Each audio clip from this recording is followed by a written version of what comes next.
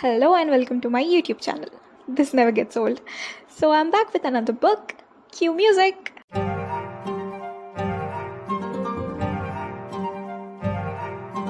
We are going to attempt to summarize the book Love on the Brain by Ali Hazelwood.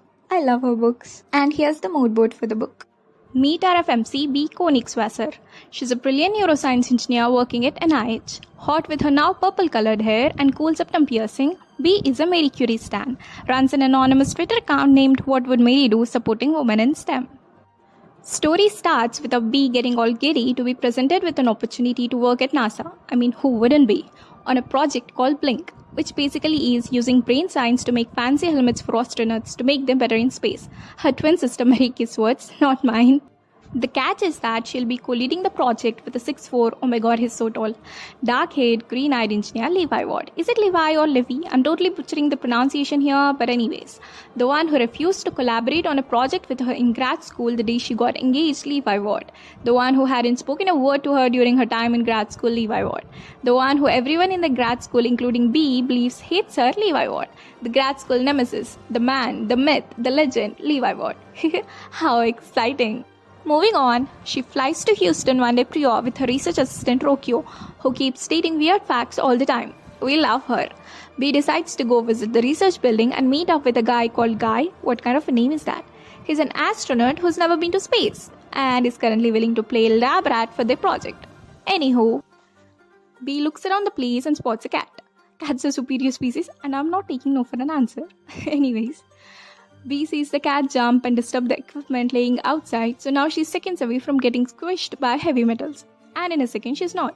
Strong arms pulls her at the elbow and pushes her against the wall, saving her. We dream of it, I know. She opens her eyes to find green eyes. Enter Levi Ward. Enter giggles. She faints in his arms. She has a useless parasympathetic nervous system, so yeah. Moving on, Levi is cold to her as usual. Steals a vegan donut, reprimands her about the dress code, doesn't respond to her mails, B's work equipment doesn't show up for weeks, and a panic.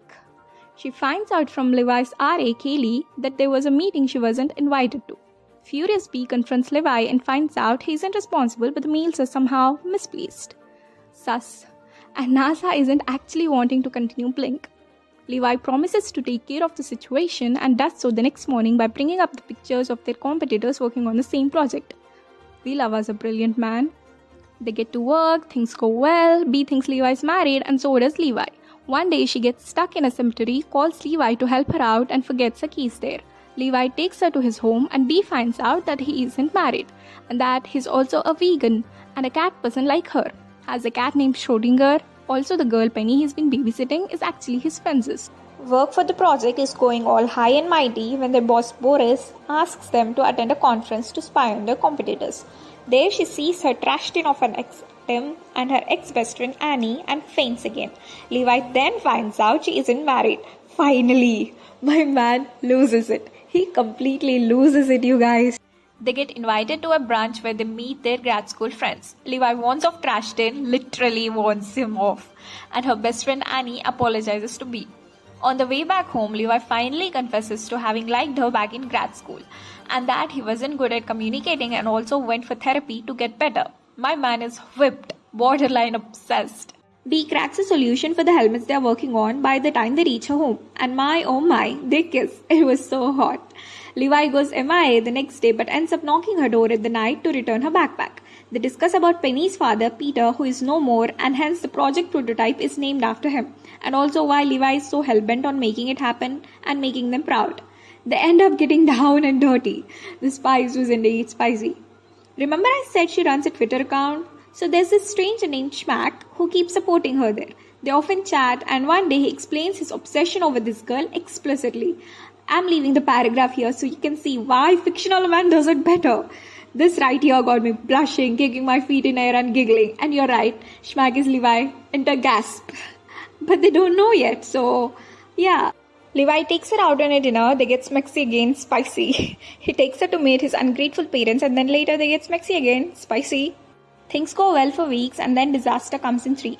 One is when her Twitter account gets hacked, and the moment she started there, failed graduate admissions, which announced for GRE strike, encouraging students to turn in their grad school applications without GRE, which is really fair if you ask me. So someone posts a fake chat online accusing her for extortion.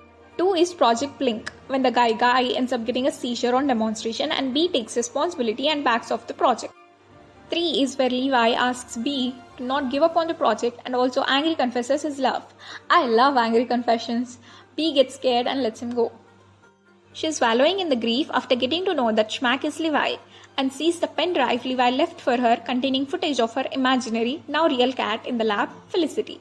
The cat she saw on her first day isn't imaginary as Levi teases her to be, but real. How cute is this man? So B senses unusual activity in the footage and jumps in the lab, where she finds a Twitter account being logged in on office system. She startles when she sees the guy in the door frame.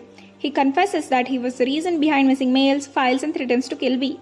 Something about him not being given the credit in the project, blah blah blah. Felicity jumps to her rescue. See, cats are superior. Levi reaches in time and saves her. She faints again and is now in the hospital where Levi confirms to be Schmack and they exchange silent confessions. How cute. They elope and get married in the epilogue. The end. This was my third Ali Hazelwood book and I like how she makes me Google stuff. Her take on GRE was good, writing was brilliant, spice was spicy, and I was in love with all the characters. Oh, and we are definitely adding Levi Watt to my favorite fictional main list because he's gone to a therapy to get better. Overall, it's a must read. See you guys with another book. Peace.